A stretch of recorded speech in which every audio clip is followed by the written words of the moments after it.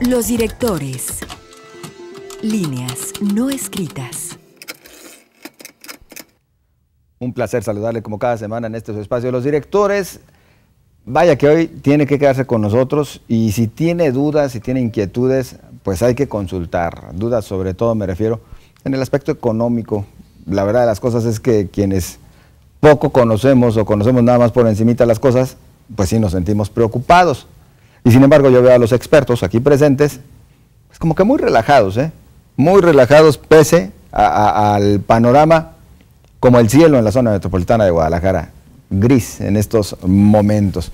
Nos irá a llover, nos irá a granizar en la economía, como también en la zona metropolitana en esta ocasión. Oiga, en el centro histórico de Guadalajara, hoy hubo granizo sin lluvia, cosa poco usual, pero así se presentó hacia las 2:30 de la tarde aproximadamente. Pero bueno, mejor ya vamos entrando al tema que hoy tocaremos y tiene que ver con la economía de nuestro país y de alguna manera, creo que del todo, pues relacionada con la economía global. Yo agradezco el que nos acompañen en esta ocasión dos profesores de la Escuela de Economía y Finanzas de la Universidad Panamericana, ambos expertos en la materia, el maestro Luis Alberto Güemes, bienvenido, gracias por acompañarnos. Muy amable, José Ángel, gracias por invitarnos. Muchas gracias también al maestro Alberto Eduardo Goyeneche, que nos acompaña en esta ocasión. Muchas gracias por la invitación.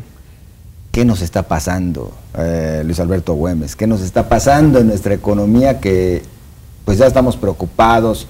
Vemos que se ha depreciado nuestra moneda por cerrar cifras en 20% y decimos, no, bueno, es que ya viene aquella devaluación terrible como la del 94 y la del 80 y no sé qué y el 70 y tantos y ahí le seguimos. Como bien lo dice, se ve como el cielo gris y tormentoso, pero no es, ahora sí por primera vez no es culpa de nosotros, es un fenómeno mundial. El dólar ante la expectativa de que este año las tasas de interés en Estados Unidos suban debido al cambio de política monetaria de la Reserva Federal, los capitales están yendo a Estados Unidos y eso está haciendo que se fortalezca el dólar. Realmente nuestro país ha sido de los mejores tratados en el mundo en esta devaluación. El euro se ha devaluado más, por ejemplo, que el euro contra el dólar, que nosotros contra el dólar, el peso colombiano, el real brasileño. Todas esas monedas han tenido deslices todavía mayores que los que ha tenido nuestra moneda. Claro, también hay otros que han tenido deslices menores, como la libra esterlina o el dólar canadiense, o el franco suizo, pero en general todas las monedas, todas las divisas del mundo se están debilitando frente al dólar. Hay una posición de fortaleza muy importante porque es inminente ya que este año la economía americana va a crecer un 3%, entonces cuando las economías crecen, en este caso la americana, que es sin lugar a dudas el eje de la economía mundial, entonces los bancos centrales tienen más libertad para comenzar a subir tasas, ¿sí? Entonces, la presidenta de la Reserva Federal, la señora Janet Yellen, ya anunció que es inminente la subida de tasas. No saben si en junio, ¿sí?, que sería lo más negativo, o en diciembre, que sería lo más positivo, pero este año comienzan a subir las tasas, José Ángel. ¿Por qué junio negativo, diciembre positivo? Si entre más se tarde la subida de tasas es más benéfico para la economía. ¿Para la economía estadounidense? En general, no. ¿O global? En general. La economía estadounidense, la política monetaria estadounidense tiene un desbalance ahorita muy grave.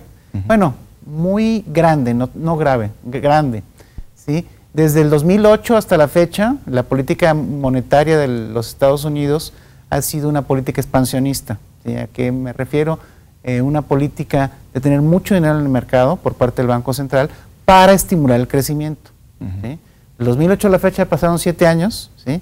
Y por fin, parece que ya lo lograron, las cifras de empleo, las cifras de inflación, las cifras de crecimiento económico nos dicen que ya es momento de comenzar a subir las tasas. Si tú haces un análisis somero y sencillo, José Ángel, nunca en la historia de la humanidad habíamos vivido periodos tan largos de tan bajas tasas de interés. O sea, nunca habíamos visto tasas de interés tan bajas. Entonces, lo lógico es que suban. Ahora, entre más se tarden las tasas abajo, será mejor, ¿no? Pues es que creíamos que eso era estabilidad, Alberto Goyeneche, las tasas de interés bajas, controladas. Decíamos, no, hombre, pues mira, están bien las cosas. Los pobres mortales, lo creíamos así. Bueno, pues en realidad lo que estaban buscando los bancos centrales al tener estas tasas bajas era que se reactivara la economía posterior a la crisis del 2008. porque como sabes fue una de las crisis más profundas desde los años 29, y entonces la manera en que vieron, empezó a haber un abuso, ¿no? Desde el 2001 empezaron a ver como que tenían el poder de controlar la tasa de referencia, que era la tasa que el Banco Central otorgaba, entonces bajarla daba un efecto positivo en los mercados, pero llegó un momento, ahorita después del 2008, que las tasas las llevaron a niveles cercanos a cero, o sea, ya no había más margen para poder hacer este movimiento de política monetaria. Por lo tanto, pues ya se quedaron casi contra la pared, del 0 al punto 25 del Banco Central de Estados Unidos, y pues ya no pudo hacer más. Hasta eso la economía, pues últimamente está reaccionando muy bien. Los últimos datos como la creación de empleos en Estados Unidos son muy buenos, y sí se es muy optimista de que Estados Unidos va a crecer un 3%, y eso nos va a ayudar a nosotros México, porque pues es una de nuestras principales fuentes de ingreso, la exportación de productos para allá. Entonces, si nuestro principal mercado está reactivándose y está creciendo a una tasa interesante, porque tenía tiempo que no creciesen a esos niveles, pues son buenas noticias dentro de lo que cabe. O sea que aunque el panorama es gris, no podemos esperar fuertes tormentas, no se avisoran. Exactamente, es que es un panorama mixto, ¿no? Donde económicamente hablando el mercado interno está un poco debilitado, no hay gasto público, hay ciertas variables, inclusive el tema de la devaluación de la divisa, que como decía bien Luis, pues nos ha ido un poco mejor que otras economías, pero a la vez se vislumbra que va a haber un crecimiento económico derivado del crecimiento de Estados Unidos. Nos explican, regresando, qué está sucediendo concretamente con el peso, si en realidad se trata ya de una devaluación con todas sus letras dicho. Lo comentamos regresando de la pausa, no se vaya. Los directores. Líneas no escritas. Muchas gracias por continuar con nosotros. Platicamos con profesores de la Escuela de Economía y Finanzas en la Universidad Panamericana, Luis Alberto Güemes, Alberto Eduardo Goyeneche. Y bueno, dejamos la pregunta en el aire. ¿Qué pasa con nuestra moneda? ¿Es una devaluación? Pues en realidad sí es una devaluación. En sentido estricto lo es, ¿verdad? En sentido estricto lo es, pero como decíamos ahorita en el corte, y Luis bien lo decía, esta es la primera vez que podemos decir, no es nuestra culpa, es un fortalecimiento a nivel mundial del dólar. Si tú te fijas, por ejemplo, el euro no se ha deslizado con respecto al peso, o sea, nos sigue costando un euro 16.30, 16.40. Normalmente cuando tú veías una devaluación tipo López Portillo, tipo de la Madrid, tipo así, tú veías que todas las divisas se iban a mucho. Exactamente. ¿Dónde se está viendo el efecto? Solamente frente al dólar. Y por ejemplo, el día de hoy que Banco de México establece esta nueva subasta de 52 millones de dólares diarios. Sin precio mínimo. Sin precio mínimo. Lo cual significa. Significa que antes salía a ofrecer 200 millones de dólares cuando hubiera un desliz del tipo de cambio. Y arriba, ¿verdad? Exactamente. Y al precio máximo que había visto en la cotización. Ahorita no hay un precio mínimo, entonces sale y dice, aquí hay 52 millones, llegan a oferentes, o sea, llega él a ofrecerlos, los subasta a los bancos y empieza al precio que salgan, y hoy salieron a 15.44, entonces eso logró que el precio bajara. ¿Por qué? Porque sabe Banco de México que hay muchos especuladores queriendo hacer dinero en esta devaluación, ¿no? Entonces con eso frena ese efecto. Es la única manera como evitas que la especulación le afecte más a nuestra moneda. Exactamente, es que es oferta y demanda. Como los especuladores entran y empiezan a demandar, pero no hay oferta de dólares, pues el precio empieza a ir hacia arriba. Llega Banco de México y dice, ahí te van 52 diarios, a ver hasta qué momento te cansas de comprar dólares, pero para tratar de frenar el precio vía especulación. Pero aún así, como mencionamos antes del corte, pues hay muchas personas que están buscando regresar a Estados Unidos por el tema de esa inminente subida de tasas de interés, ¿no? Es decir, que entonces puede que ya no nos pegue tanto por el lado de la divisa, pero podría pegarnos por otros lados, por ejemplo, en el caso de la bolsa de valores. Puede ser que nos pegue por tasas de interés, simplemente por una subida en los costos de la deuda, ¿sí? Pero aquí lo que yo creo que lo que vale la pena es señalar y que tus televidentes lo entiendan, es que no estamos hablando de una devaluación del peso, por primera vez, estamos hablando de una revaluación del dólar. Es más, contra todas las demás divisas, si ustedes se fijan, no ha habido movimientos. Exacto. O sea, el único, desafortunadamente el 70% de nuestro comercio exterior es con dólares. Con dólares. Así Pero es. bueno, Pero bueno, estamos vendiendo productos que al final de cuentas nos beneficia. Vendemos más Así productos, es. vaya, porque Claro, nos compran porque más compran- nuestros pueden vecinos, comprar los más. gringuitos. el problema es la inflación. A ver, ¿por qué, maestro? Porque los importadores, quienes están trayendo bienes de consumo, que hay que pagarlos en pesos aquí, que no son los que se les da un proceso y se reenvían exportados, sino los que se consumen aquí, esos importadores de bienes de consumo no pueden todavía repercutir la subida de precios por tipo de cambio. ¿Sí? Están conteniéndose,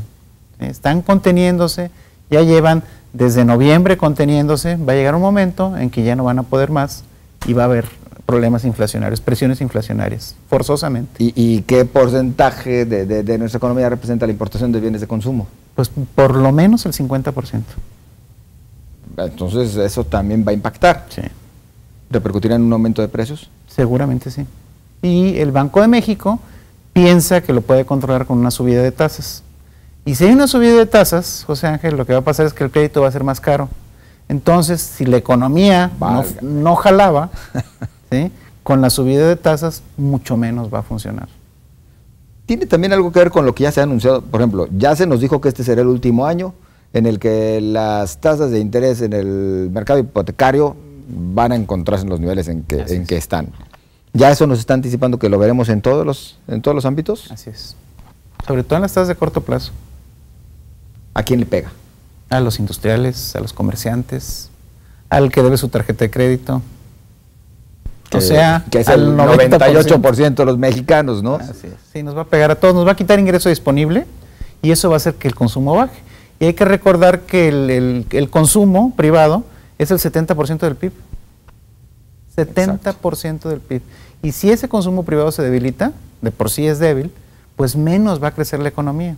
A eso súmale la tan mentada reforma fiscal que realmente ha detenido el crecimiento económico, entonces van a ser no buenos años. Como decíamos hace rato, yo creo que la única buena noticia, la única, es el crecimiento económico americano. Todas las demás son malas. No, bueno. Pero eso es muy buena, la del crecimiento económico americano. Pero de cualquier manera nos vamos a amolar. Sí, va a haber turbulencias. Ya están habiendo. ¿Y de qué nivel pueden ser estas turbulencias? Pues mira, hay que hacer todo un mix, como si fuera una balanza. Hay que ver qué tanto van a pesar las malas y qué tanto van a pesar las buenas. Yo creo que si el gobierno federal realmente quisiera aportar a que la economía crezca, debería de desatorar este gasto público, porque aparte del consumo privado, otra de las variables que impulsa y que al PIB es el gasto público. Claro. Y ahorita, pues, ustedes han visto la noticia y todo, donde, pues, el gobierno federal ahorita muchos en el sector privado no quieren ya proveerle porque no está pagando. No está pagando. ¿no? Entonces, esa sería una de las maneras de apoyar a que haya crecimiento. ¿Pero es el gobierno el que tiene detenido el gasto público o no tiene con queso las tostadas? No, sí. Es un mal ejercicio del gasto. O sea, con la reforma fiscal nos quitaron el dinero a los privados, ¿sí? Y es entendible, ¿sí? Como política fiscal, a veces puede ser que el gobierno, teóricamente siempre es más eficiente el gobierno gastando, ¿sí?, que si nos bajaran los impuestos a nosotros y gastáramos nosotros. El multiplicador fiscal del gobierno es mucho más alto que el de los privados cuando hay una disminución de impuestos. Lo que pasa es que no están ejerciendo bien el gasto. Así es, porque dinero sí hay, te voy a decir. Sí. Por ejemplo, este año el Banco de México cerró coberturas para vender el petróleo, a pesar de que ahorita la mezcla mexicana está en $48, sí. Ellos lo están vendiendo en 75 en el mercado, o 72. ¿Sí? Y aparte nos están vendiendo la gasolina por arriba de los 15 pesos. Entonces tiene un doble ganancia, tiene un montón de dinero. Ahorita hay mucho dinero. Está ganando 92 mil millones de pesos al año por venta de gasolina. Y entonces, ¿cómo entender el que no se ve que estén ejerciendo ese recurso, aprovechándolo? Es más, visto incluso desde una perspectiva eminentemente política, pues es lo que más les convendría, ¿no? Sí se ve. Por ejemplo, revisa cuánto crecieron los presupuestos para las campañas de este año. Estaban en las participaciones de los partidos. Para los partidos. Revisa cuánto crecieron. Entonces ahí te encuentras dónde está. Bueno, basta ver, en los municipios de la zona metropolitana han iniciado 150 obras en este año. ¿Entonces ya le están abriendo la llave? Parece que sí. Sí. El problema va a ser la cruda de julio, ¿eh? Sí, o sea, ahorita están haciendo obras y cosas que llamen la atención para la campaña. Así es. Ujú. O sea, están como metiendo toda la carne al asador ahí. Gastándose el segundo semestre ahorita. Así es. Porque dinero sí hay. Bueno, y entonces, así ante ese panorama, es más, digo, antes de irnos a algún tipo ya de visión más amplia, ¿qué hay con el tema del petróleo? A ver, ¿qué está sucediendo ahí? De verdad ya hay quien dice inclusive, y obviamente me parece que por desconocimiento, pues que el petróleo ya está en esos niveles de precios porque por el contrario ya tiene enfrente el consumidor bueno, más que el consumidor, el mundo tiene otras alternativas ya energéticas y por lo tanto, pues el petróleo ya va para afuera, digo. Así lo dicen. La situación del petróleo es muy interesante. Desde el año pasado se empezó a gestar, lo platicamos ahorita en el corte, donde Estados Unidos empezó a encontrar maneras alternativas, lo que le llaman el famoso gas shale y todo esto, donde ellos podían sacar petróleo de las costas del Golfo de México a un costo de 60, 70 dólares, cuando el barril de petróleo estaba en 110. Entonces empezaron a abrir muchas industrias de ese tipo en Estados Unidos y empezaron a bajar las compras hacia países como las de la OPEP y como Venezuela. Entonces, cuando la OPEP se da cuenta de esto, pues empieza un frente donde empieza a subir la producción, entonces sube la demanda, hay mucho petróleo en el mercado, el precio empieza a bajar, ¿no? Y lo que buscan es que estas industrias nuevas fracasen, ¿no? Exacto. Y entonces por eso, si tú te fijas, el crecimiento de la producción de petróleo es constante. Cada vez están sacando más barriles al mercado. Quien está controlando este precio a la baja del petróleo es la OPEP. Principalmente la Organización de El Países cártel Petroleros. del petróleo. Sí. El cártel del petróleo. Había quienes decían que era Estados Unidos y que lo hacía más bien para terminar con el régimen en Venezuela. Pues sí le ¿Mala están pegando. interpretación? Y a Rusia. Y a Rusia. Rusia lleva una devaluación del 50% del rublo ya. Entonces sí les está pegando también. Sí. No, Venezuela ya fue a hablar en varias ocasiones a la OPEP para que por favor detengan esto, porque ellos, su costo de producción del petróleo debe andar por los 60 dólares y ahorita el precio está inferior del precio de producción. En cambio, la OPEP, hay países que tienen un costo de producción de 12, 15, 20 dólares. 5 dólares. Hasta imposible. 5 dólares, ¿no? Donde a ellos no les importa que se deslice a 30 dólares el barril, o sea, Siguen porque ganando. siguen ganando. Exacto. Pero lo que quieren es que desaparecer esa industria y bueno, pero se están llevando entre la jugada pues a Venezuela. Ahora, el secreto mejor guardado es cuál es el costo de producción del petróleo mexicano por barril. ¿Cuál es? Yo creo que ni Pemex lo sabe. No, ellos menos, yo creo. Exacto. Vamos rápido a la pausa y continuamos platicando. No se vaya.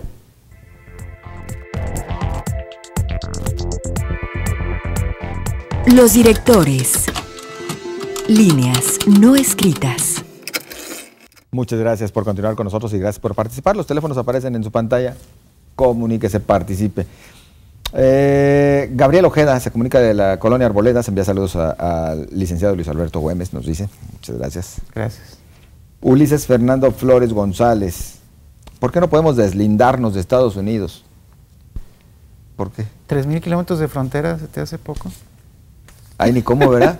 Ni cómo, vamos a estar siempre juntos. Es como Sí. los parientes.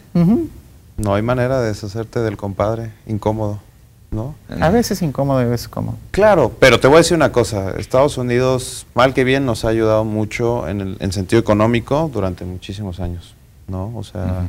Una parte muy importante de la inversión extranjera que hay en México es precisamente por la cercanía con Estados Unidos Así es. y por el Tratado de Libre Comercio que tenemos. Y la llegada de bastante industria, por ejemplo, estos años, sobre todo la automotriz y la de desarrollo de productos como los LCDs, etcétera, se han puesto porque tenemos a Estados Unidos de un lado y porque tenemos una ventaja comparativa, porque estamos ubicados en mejor posición territorial que China, por ejemplo. El TLC había sido muy cuestionado recientemente, entonces sí nos ha beneficiado. Claro, Por supuesto. México es uno de los países que tiene más comercio en el mundo. Gracias al Tratado de Libre Comercio. Gracias al Tratado de Libre Comercio. Pero déjame decirte, José Ángel, para que te des una idea, tenemos comercio exterior el triple que Brasil. ¿Y si somos más ricos que Brasil? Sí. Bueno, si tú calculas el Producto Bruto Nominal en pesos por persona, ellos son más ricos, pero si ves el costo de la vida en Brasil y aquí, somos más ricos nosotros. El mexicano está mejor que un brasileño. Sí. De repente no lo vemos. De repente sentimos que nosotros cada vez vamos más para atrás. Acuérdate que solo hay dos gentes que hablan bien de Brasil, los brasileños y los mexicanos. Entonces, estamos mejor que Brasil. Sí, por mejor que supuesto Argentina. Sí. ¿Que Chile? No. No. ¿Sería solamente Chile quien esté por encima de México en el caso Yo creo de que sí, no América sé tú qué Latina? opines. Pero En Latinoamérica yo creo que sí. Creo que el Chile sí está haciendo bien las cosas y podemos hablar. es el único país de primer mundo en América Latina. Chile. ¿Y por qué no seguir ese modelo? Imagínate, ellos tuvieron el gran privilegio de estar 10 años sin diputados y sin senadores. Y pudieron hacer las reformas económicas que se necesitaban. Ah, entonces ahí radicó el Sí. éxito de Chile. ¿Sí? Que te Un diré que modelo a la medida. Te diré que Chile tiene una alta dependencia de los mercados de commodities. Ujú. Entonces, con estas movidas y todo, sí le ha impactado también fuerte. O sea, cuando los precios de los commodities bajan, a Chile le empieza a ir mal. Sí. ¿No? Entonces, tiene una economía muy dependiente de eso. Y ahorita con el fortalecimiento del dólar, los commodities han bajado también. Una dictadura le vino bien a Chile para salir. A ellos sí. Pero les tocó un dictador inteligente. No digo que un buen dictador, porque yo creo que no hay ninguno existen bueno, buenos. pero uno inteligente Así es. y que supo hacer las cosas. Válgame. Suena hasta irónico, pero... Sí, ahora déjame decirte, como bien dice Alberto, si bien a Chile le pega mucho los movimientos en los precios de las materias primas, porque pues es el principal productor de cobre del mundo, por ejemplo, tiene una empresa pública que se llama Codelco, ¿sí? Que hazte de cuenta que es el equivalente a Pemex, pero produce cobre, que esa sí no se gasta el dinero. Entonces tienen un fondo muy grande, el fondo de Codelco, que vale aproximadamente 20,000 millones de dólares, ¿sí? Que lo usan precisamente cuando estos momentos de incertidumbre en los precios de las materias primas, y se usa para moderar esos efectos. ¿Por qué México, teniendo justamente, o siendo un país productor de petróleo, con buenos niveles de producción, con una empresa que se dice sólida y es de todos los mexicanos, al final de cuentas nunca se ha visto, bueno, tan beneficiado de la industria petrolera? Pues más que beneficiados, perjudicados. Definitivamente perjudicados. ¿Radican Bueno, en problemas de corrupción? No, bueno, eso todos lo sabemos, ¿verdad? Pero principalmente, ahora que se pudo profundizar un poco más con la reforma energética en los números de las empresas del Estado, por ejemplo en Comisión Federal y Pemex, resulta que el pasivo laboral es más grande que su capital contable. Entonces, yo creo que esas empresas nunca fueron de los mexicanos, fueron del sindicato. Ahí es donde radica el problema.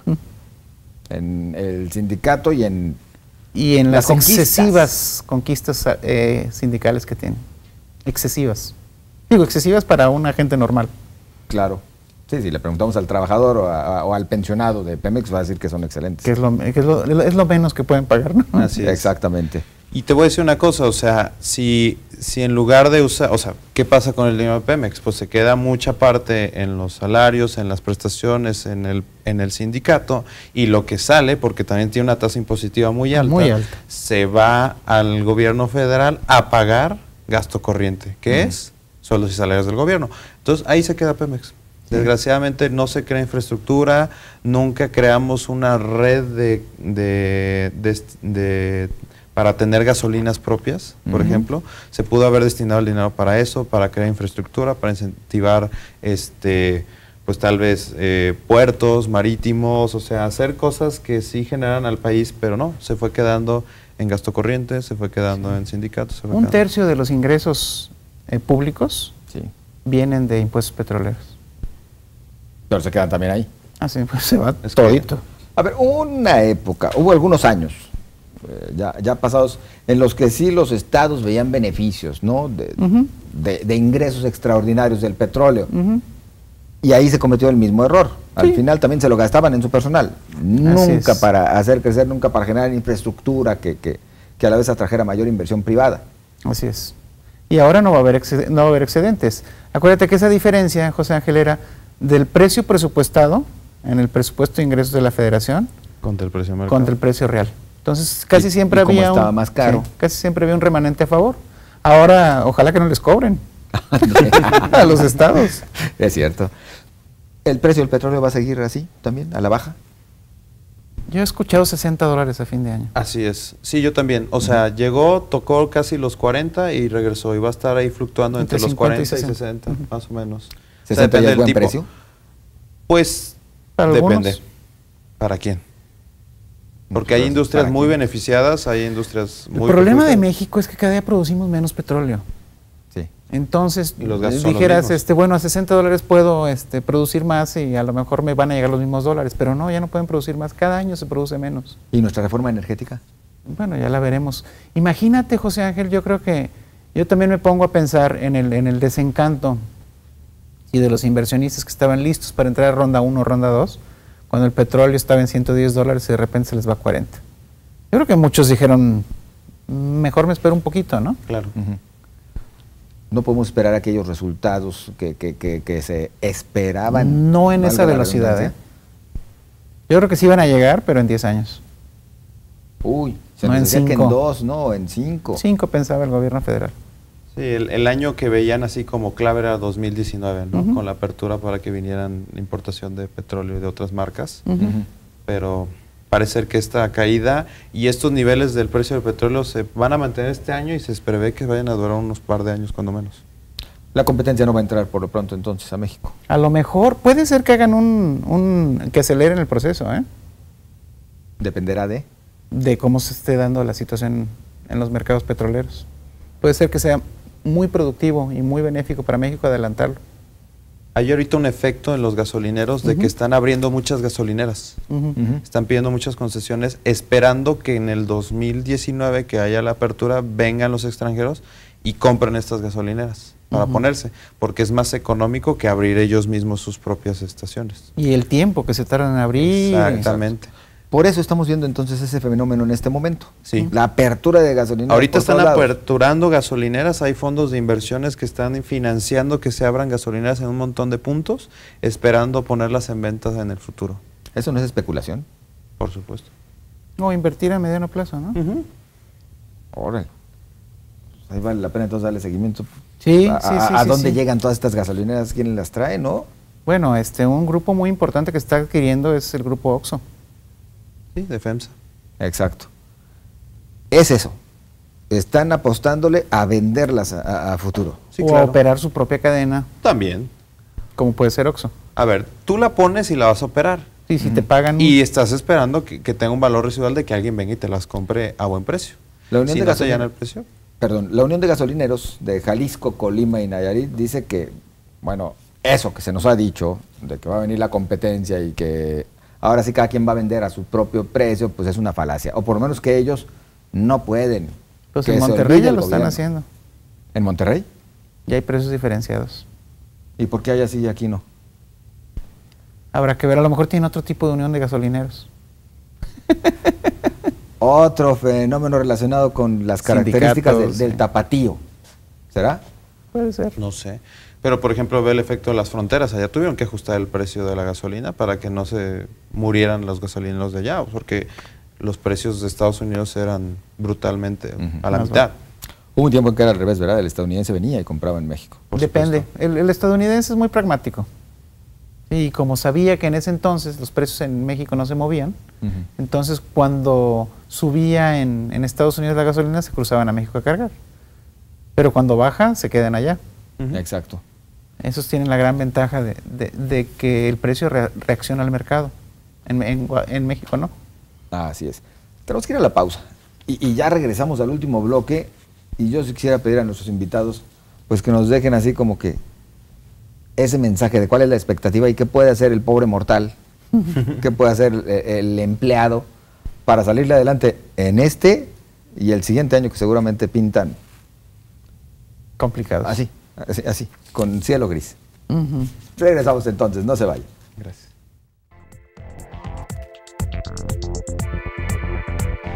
Los directores. Líneas no escritas. Pues llegamos al último bloque aquí en Los Directores. Yo agradezco ya desde este momento porque seguramente nos vamos a ir rozando el último minuto para conocer las expectativas y los consejos que nos dan los expertos. Ahora sí que aterrizando todo este tema de la economía a la economía familiar. el maestro Luis Alberto Güemes, el maestro Alberto Eduardo Goyeneche, profesores de la Escuela de Economía y Finanzas en la Universidad Panamericana. Y bueno, yo sí les decía, si ya comenzamos a llegar a algún tipo de conclusiones, ¿qué nos puede esperar este año y el siguiente? ¿Y qué puede hacer el ciudadano común, el empresario? El simple mortal. Pues sí, ¿qué podemos hacer? Ahora sí que los distintos estratos en nuestro país, ¿no? Pues mira, ahorita es un excelente momento y durante este año, tal vez a mediados o cierre si no sube Estados Unidos, para comprar casa. Por ejemplo, el que tiene pensado ese proyecto ahorita puede cerrar un crédito a tasa fija, 15, 20 años, en tasas de niveles más bajos históricos, ¿no? Aquí en México. Esa sería una buena alternativa. Otra es que, pues, con esta subida de tasas, las personas pueden empezar a ahorrar y empezar a tener ingresos por arriba de la inflación, porque ahorita las inversiones a la vista estaban pagando tasas negativas reales, o sea, estabas perdiendo dinero por tenerlo en el banco, porque la inflación fue mayor. Exacto. Entonces, pues ahorita es un buen momento también para iniciar a ahorrar, y es una época de buenas oportunidades para quien tiene liquidez, porque ahorita con la economía como está, etcétera, pues hay buenas oportunidades de adquirir algún negocio, alguna inversión, etcétera, porque pues es un tiempo de estancamiento un poco. De oportunidades. De oportunidades. Es decir, el que tiene dinero es el momento para comprar. Comprar. Sí. El que tiene pensado también adquirir una casa, pues que lo haga y pronto, antes de que nuestros vecinos suban sus tasas de interés, porque vamos detrás de nosotros, ¿no? Va detrás México. Así es. Y entonces ni siquiera vamos a terminar el año con estas tasas tan bajas en el mercado hipotecario. Ahora, aquí hay un consejo financiero muy importante. Todo lo que se pueda disponer de financiamiento a tasa fija hay que tomarlo. Todo. Todo. Carro. Todo a tasa fija hay que tomarlo.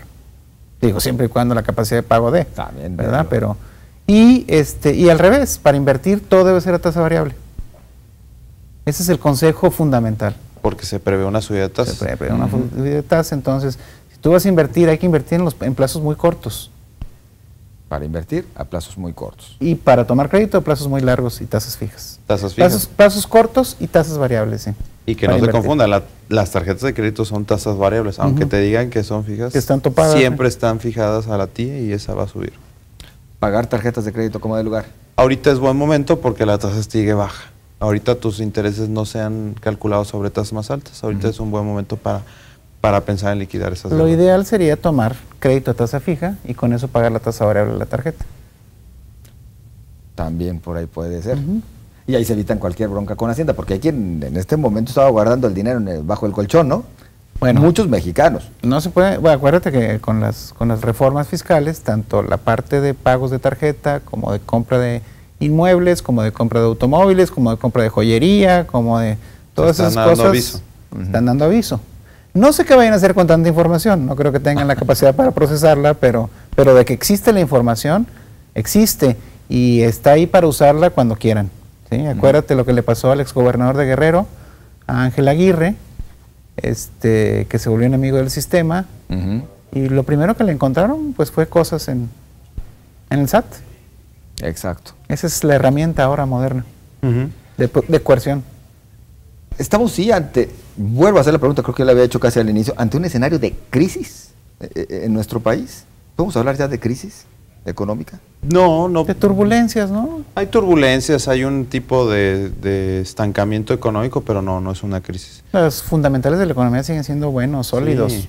Inclusive México se ve muy bien desde fuera, porque dicen, mira, están recaudando cada vez más, tiene tasas de crecimiento interesantes todavía. La inversión extranjera sigue creciendo. Exactamente, el tipo de cambio es uno de los mejores posicionados en la canasta de, si tú pones todas las divisas del mundo. Se ve una estabilidad económica, el gobierno federal tiene fuentes de ingresos cada vez mayores, entonces como país, la reforma energética, se están abriendo a la inversión privada, etcétera, lo ven muy bien. Quien no lo ve también es el ciudadano a pie, que pues no se le está viendo repercutido en su bolsillo. Exacto. Pero yo les diría, ahorita es un buen momento para pensar en emprender algún negocio, porque como decía Luis Güemes, pues ahorita puedes, por ejemplo, pensar en solicitar un préstamo y abrir tu propio negocio, ¿no? Sí. Bueno, pues esto lo puede hacer aquel que aún y con todo puede tener algún guardadito para soportar el tiempo que el negocio empieza a madurar, ¿no? Claro. Cuando hablamos ya del empleado, el trabajador, consejo básico también, bueno, seguramente mantenerse en su trabajo, no, Portarse no bien. arriesgarse en este momento, portarse bien, Sí. porque seguramente ahí sí vamos a ver un impacto, ¿no? Seguramente No vamos a ver sí. los niveles de generación de empleo. Estamos en los niveles más bajos de desempleo históricos, ¿eh? Las tasas de hoy. ¿Y se pueden mantener? Eso sí, no creo. Digo, al ser los más bajos tienen que rebotar. No puede seguir permanentemente mejorando. Pero estas turbulencias van a ocasionar un poco de desempleo. Digo, no dramático, insisto, porque hay que ponernos a pensar. La generación de empleos más importante, bueno, es la micro y pequeña. Pero fuera de la micro y pequeña, la industria manufacturera es industria manufacturera que depende del crecimiento de los Estados Unidos. ¿Sí?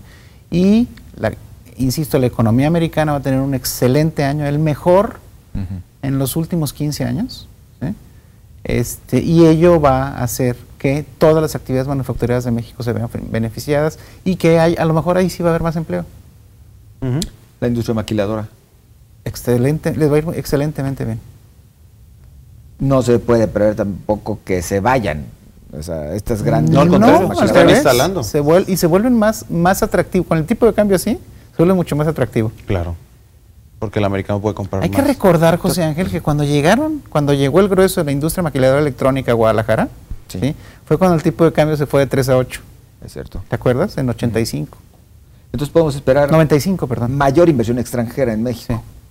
Sí. Sí. Definitivamente sí.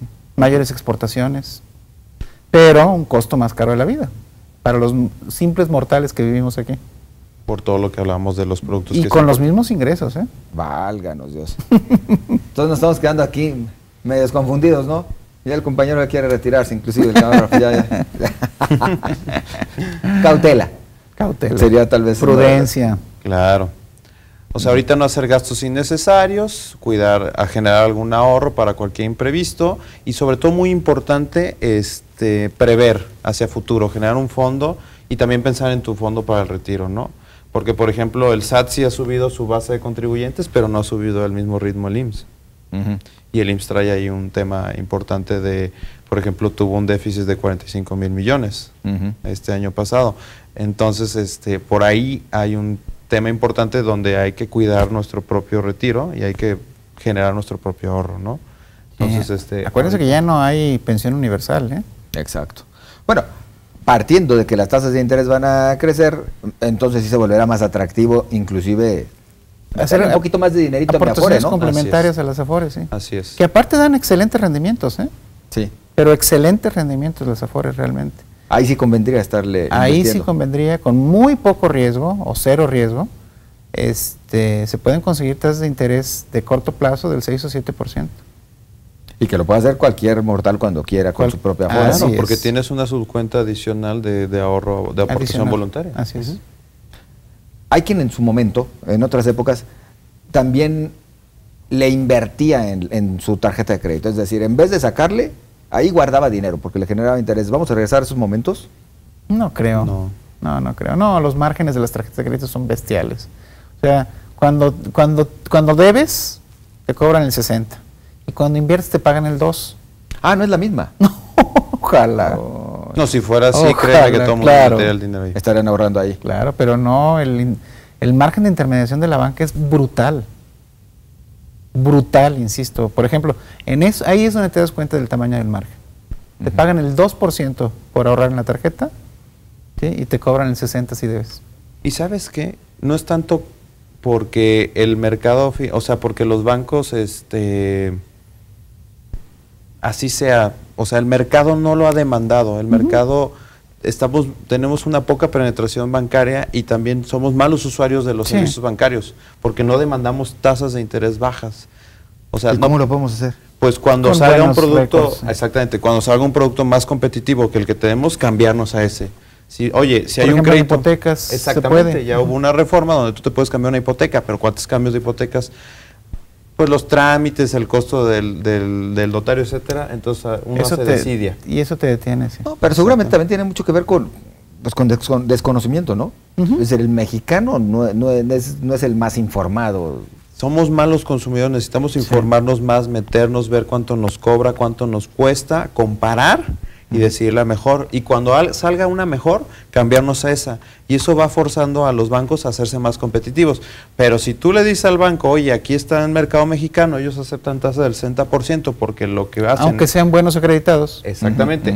Porque ellos deciden qué tarjeta de crédito tener cuando se la ofrecen con una IFE nada más dentro del supermercado, pues es que no están seleccionando bien sus instrumentos financieros. No lo hacemos con la telefonía celular. Exactamente, tenemos una agarramos telefonía el más caro, ¿eh? celular Exacto. cara. Nos vamos a la más cara. Exactamente. Bueno, pues así las cosas entonces. Yo agradecido por la visita de ambos en este Al espacio. revés, muchas gracias, José Ángel. Muchas Muy gracias por la amables. invitación. Muchas gracias por la invitación y a tu amable auditorio por la atención. Fue un placer estar con ustedes. Y pues esperemos que sí se nos haya abierto un poquito el panorama con respecto a qué está sucediendo en nuestra economía, cuáles son las expectativas y haya tomado algunos tips que nos dieron nuestros invitados. Muchas gracias. Yo les espero la próxima semana aquí en Los Directores. Pásala bien.